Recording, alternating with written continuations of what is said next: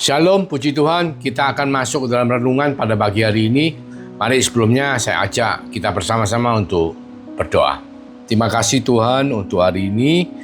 Kami boleh mendengar firman-Mu, kami boleh menerima taburan benih firman itu. Kami mohon Tuhan urapi setiap daripada kami supaya firman itu boleh menjadi bagian dari kehidupan kami.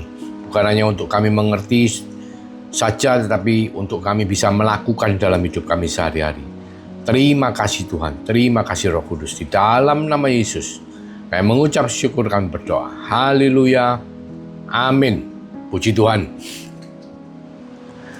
Judul daripada topik yang akan kita bicarakan adalah Roh Kudus.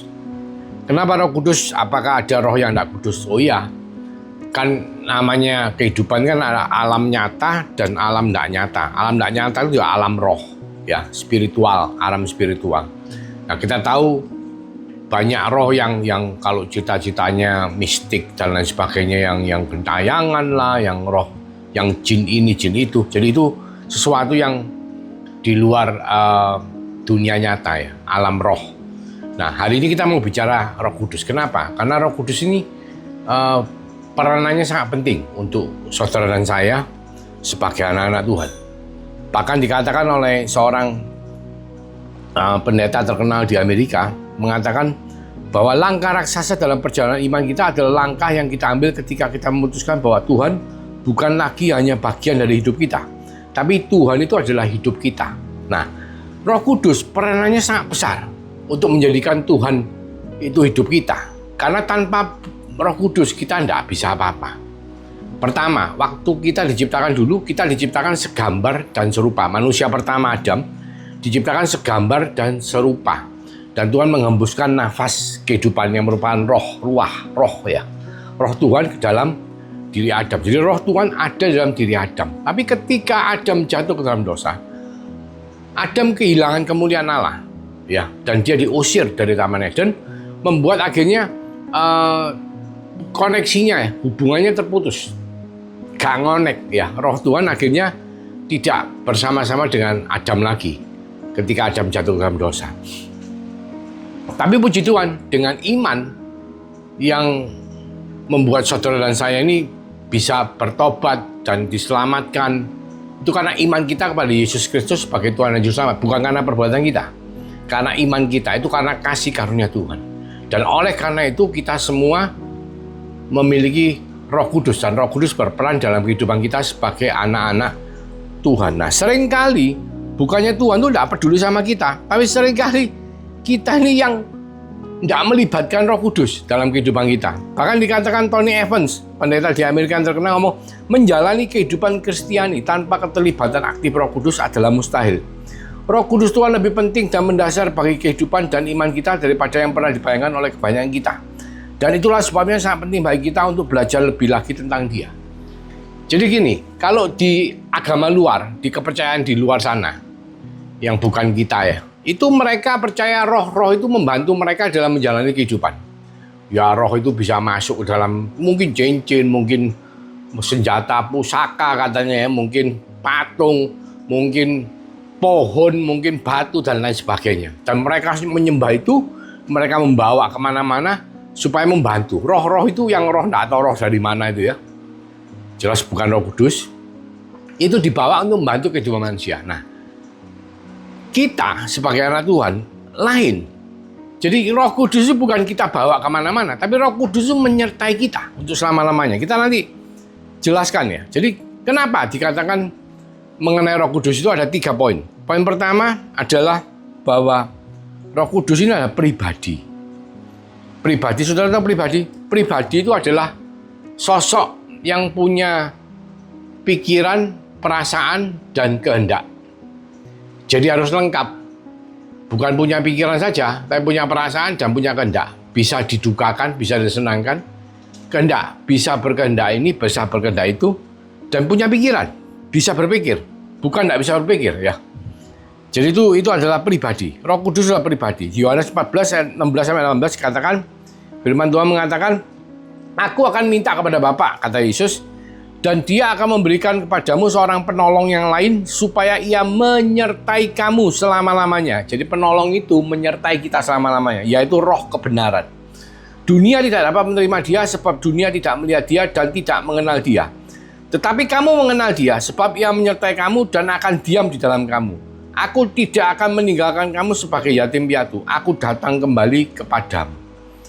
Nah, Tuhan mengatakan supaya kita dikasih roh. Tuhan Yesus minta kepada Allah Bapa untuk memberikan kita penolong yang lain yang dikatakan menyertai kita untuk sama-sama. Dan itu adalah Roh Kudus. Dan Roh Kudus adalah pribadi. Aku akan minta kepada Bapa, dikatakan seorang penolong yang lain. Ya, iya, dikatakan iya. Iya itu bukan kata benda, tapi kata menunjukkan kepada pribadi, roh kebenaran. Dan itu akan menyertai kita untuk selama-lamanya. Nah, seringkali bukan Tuhan yang tidak mengabaikan kita, tapi kita ini yang sering lupa bahwa Roh Kudus itu menyertai kita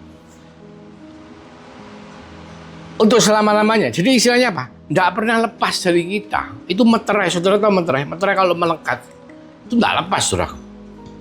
Pasti tidak lepas. Jadi bukan cuma sekedar kalau kita berdoa terus Roh Kudus datang. Enggak, Roh Kudus itu ada, cuma seringkali kita tidak sadar. Nah, kita harus sadar karena dia itu pribadi. Yang namanya pribadi ya, kita kalau sama pribadi ya bukan benda loh ya. Pribadi ya, kita bisa berkomunikasi. Dia punya pikiran, punya perasaan, punya kehendak sama seperti kita. Kita punya pikiran, kita punya perasaan, kita punya kehendak juga ya. Jadi itu yang seringkali kita sebagai orang Kristen kita lupa bahwa Roh Kudus itu pribadi, sehingga apa akhirnya kita cenderung mengabaikan. Bahkan Billy Graham saudara tahu ya, pendeta terkenal di Amerika, mungkin dikatakan penginjilan terbesar abad ini ya, tapi sudah meninggal ya, sudah pulang bersama-sama dengan Bapak. Dia mengatakan begini, siapakah Roh Kudus? Roh Kudus adalah Allah. Roh Kudus adalah pribadi Allah, oknum dari Trinitas. Setiap pribadi Allah penting. Penyertaan Kristus pada para muridnya nyata dalam sosok pribadi Roh Kudus. Sejak Pantekosta, Roh Kudus adalah mata rantai di antara kedatangan Yesus pertama kali dan yang kedua. Jadi Roh Kudus itu pribadi, pertama. Kedua, bukan cuma kuasa, tok. Tapi dia itu pribadi. Jadi pribadi itu punya pikiran, perasaan, dan kehendak. Kedua, Roh Kudus adalah Allah. Allah Tritunggal. Kedudukannya sama. Ya, Allah Tritunggal, Allah Bapa, Allah Anak, dan Allah Roh Kudus. Ya, itu. Dan poin ketiga adalah apa? Adalah Roh Kudus diam di dalam kita. Ya, pertanyaannya adalah kenapa Roh Kudus kok diam di dalam kita? Ya, tadi kita sudah bicara bahwa Roh Kudus itu dimeteraikan, menyertai kita untuk selama-lamanya, dan dialah yang memampukan kita, saudara dan saya, untuk memiliki iman. Tanpa iman, tanpa Roh Kudus, kita tidak akan bisa memiliki iman. Sehingga kalau orang menghujat Roh Kudus, dikatakan adalah dosa yang tidak bisa diampuni. Karena dengan menghujat Roh Kudus, dia tidak percaya Roh Kudus, maka tidak ada kesempatan untuk orang itu bisa bertobat dan memiliki iman. Jadi ceritanya seperti ini, saudara. Saya memberikan ilustrasi kepada saudara. Ketika saya waktu masih SD, SMP, SMA, saya sekolah Kristen. Saya belajar Kristen. Ada agamanya juga, agama yang saya nganu Kristen. Sehingga saya belajar mengenai Tuhan Yesus, belajar mengenai Allah Bapa, belajar mengenai banyak hal mengenai kekristenan. Cuman ketika saat itu saya belum beriman kepada Yesus. Jadi benak pikiran saya itu ya Tuhan Allah. Tapi tidak mengerti bahwa itu semua itu kaitannya dengan kasih karunia yang telah dilakukan oleh Tuhan Yesus di atas kayu salib. Salib Kristus adalah anugerah yang kita terima, bukan karena perbuatan kita. Itu saya tidak ngerti. Tapi saya percaya dalam perjalanan kehidupan saya sampai tahun 2007. Saya lahir 65 ya. Sampai SMA itu tahun 84 saya lulus SMA. Nah, itu ya belajar agama Kristen. Tapi setelah itu saya enggak ini belajar lagi, enggak nyentuh, enggak bergaul. dalam arti tidak ke gereja dan lain sebagainya. Nah, cuman 2007, karena begitu banyak orang mungkin berdoa untuk saya, anak saya, istri saya bersama-sama gandeng tangan mendoakan saya, mungkin tante saya, om saya yang pendeta, juga teman-teman direktur saya yang juga mengatakan tiap kali persekutuan mendoakan saya. Bahkan teman-teman di luar sana, saya percaya banyak yang mendoakan saya. Rindu saya supaya bisa mengalami Tuhan. Akhirnya apa? Akhirnya dengan doa-doa mereka, itu akhirnya Roh Kudus menjamah saya dan saya mengalami pertobatan dan kelahiran baru. Dan ketika saya mengalami itu, yang bisa membuat saya lahir baru, yang bisa membuat saya bertobat, itu ya Roh Kudus. Karena Roh Kudus itu memang pribadi, salah satu pribadi adalah Allah Tritunggal. Nah, kalau Allah Bapa di atas, di tahta sorgawi, Yesus Kristus di sebelah kanannya. Ya, Roh Kudus diam di antara kita. Di antara kita. Karena apa? Karena memang tugasnya Roh Kudus menyertai kita untuk selama-lamanya sebagai penolong, sebagai penghibur. Penolong apa? Menolong supaya kita ini bisa membuka hati kita. Menerima kasih karunia Tuhan, bertobat dan percaya. Pertama, melahir barukan kita supaya kita lahir dalam roh. Dengan apa? Meterai Roh Kudus. Kita menjadi dengan roh yang ada dalam kehidupan kita, kita bisa memanggil Allah Bapa itu sebagai Abah Bapa. Dan selanjutnya apa? Memampukan kita memiliki karunia roh. Ya, banyak dari orang Kristen punya karunia roh, tapi seringkali kita karena kita mengabaikan Roh Kudus, sehingga kita tidak sadar kita memiliki karunia itu. Banyak sekali. Seperti apa yang dilakukan Tuhan Yesus. Tuhan Yesus mengatakan, kamu akan melakukan pekerjaan-pekerjaan jauh lebih besar daripada yang aku telah lakukan. Karena apa? Bukan karena kemampuan kita.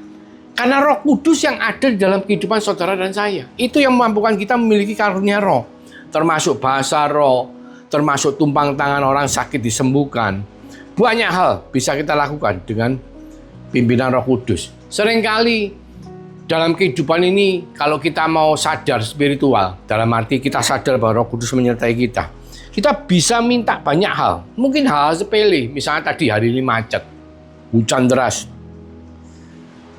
Saya tanya, Tuhan gimana Tuhan? Ini kok macet, enaknya gimana? Jadi saya selalu berusaha untuk mengaktifasikan apa yang Tuhan sudah percayakan dalam kehidupan saya. Ya, akhirnya saya mendapatkan hikmat untuk lewat jalan ini, sehingga kalau di luar sana orang bisa macet sampai berjam-jam ya, nyantol istilahnya, deadlock. Saya dengan kasih karunia Tuhan, pimpinan Roh Kudus, mengarahkan saya, akhirnya saya bisa sampai di rumah dengan lebih cepat, bahkan saya bisa rekaman untuk memberitakan firman Tuhan di hadapan saudara sekarang ini. Ya, jadi bukan cuma itu aja. Dikatakan apa? Kita ini waktu kita kehilangan gambar dan rupa Tuhan, ketika kita beriman, gambarnya Tuhan dikembalikan. Tapi keserupaan Tuhan itu tidak serta-merta. Istilahnya gini, gambarnya adalah kita adalah makhluk roh, bukan sekedar makhluk jasmani di dunia fana. Tapi kita makhluk roh ya, yang memiliki tubuh jasmani yang hidup di dunia fana. Tetapi keserupaan kita, keserupaan itu kan makin hari kita akan, dia akan semakin besar. Yohanes 3:30, kita akan semakin kecil. Dia itu siapa? Ya dia Tuhan Yesus, Roh Kudus. Jadi kita dengan proses pertumbuhan rohani, kita akan berjalan, kita akan makin hari makin serupa seperti Kristus. Tidak hari ini tobat langsung jadi pendeta, saudaraku, tidak. Tapi Tuhan mengizinkan kita memiliki satu pertumbuhan rohani, sehingga kita keserupaan kita dari hari ke hari diubahkan. 1 Korintus 3:18 mengatakan bahwa kita akan diubahkan sampai kita sempurna. Kapan itu? Ketika kita bisa kembali bertemu bersama-sama dengan Tuhan. Jadi penting sekali saudaraku untuk kita semua menyadari bahwa pertama, Allah itu adalah pribadi. Roh Kudus Roh Kudus adalah pribadi yang memiliki pikiran, perasaan, dan kehendak. Oleh karena itu saudara juga punya pikiran, perasaan, dan kehendak. Kita harus tidak boleh mengabaikan Roh Kudus, tapi kita belajar untuk mengaktifasikan dengan memiliki hubungan dengan Roh Kudus. Kedua, Roh Kudus adalah Allah, ya. Kita katakan Allah Roh Kudus, salah satu dari oknum Tritunggal. Jadi kita juga menghargai dia, menyembah dia sama seperti kita menghargai Tuhan Yesus, sama seperti kita menghargai Allah Bapa. Jangan mendukakan hati Roh Kudus. Ketiga, Roh Kudus diam di dalam kita, saudara. Untuk selama-lamanya, bukan keluar masuk. Kalau keluar masuk itu kalau kita masuk gereja, ada Roh Kudus di gereja. Enggak. Roh Kudus menyertai kita untuk selama-lamanya. Yang sering kali kita lakukan adalah kita tidak sadar bahwa dia ada. Tapi ketika kita sadar, sebenarnya dia ada di dalam kita. Kita mau belajar untuk bagaimana kita bisa berkomunikasi, bisa mendengar suara pimpinan Roh Kudus, dan kita bisa melakukan karunia-karunia Roh Kudus, ya, kuasa yang Tuhan percayakan dalam pelayanan kehidupan kita. Bahkan dia akan menumbuhkan kita dari hari ke hari, sehingga kita makin hari makin menyerupai Yesus. Keserupaan kita akan makin hari makin menyerupai dia. Dan itu adalah peranan karya daripada Roh Kudus dalam kehidupan saudara dan saya. Mari kita berdoa. Terima kasih Tuhan mengingatkan setiap daripada kami bahwa Roh Kudus adalah Allah Tritunggal yang adalah pribadi yang selalu menyertai setiap daripada orang percaya.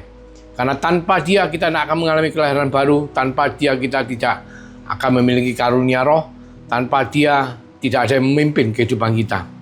Sama seperti ketika engkau memimpin perjalanan bangsa Israel keluar dari Mesir ke tanah Kanaan dengan tiang awan dan tiang api. Demikian pula hari ini engkau memimpin setiap daripada kami, perjalanan hidup kami, sampai kami masuk ke dalam tanah perjanjian kami bersama menemui engkau dengan tuntunan pimpinan dan tuntunan pimpinan daripada Roh Kudus. Dan biar Roh Kudus juga membuat kami makin bertumbuh, makin hari makin menyerupai Kristus. Terima kasih Tuhan Yesus. Biarlah berkat daripada Allah Bapa melalui kasih karunia daripada Tuhan Yesus Kristus akan selalu menyertai, melindungi, memimpin, menolong, menghibur, memberkati setiap daripada kita. Mulai sekarang sampai Tuhan Yesus datang kedua kalinya, bahkan sampai Maranatha. Di dalam nama Yesus kami mengucap syukur dan kami berdoa. Haleluya. Amin. Tuhan Yesus memberkati.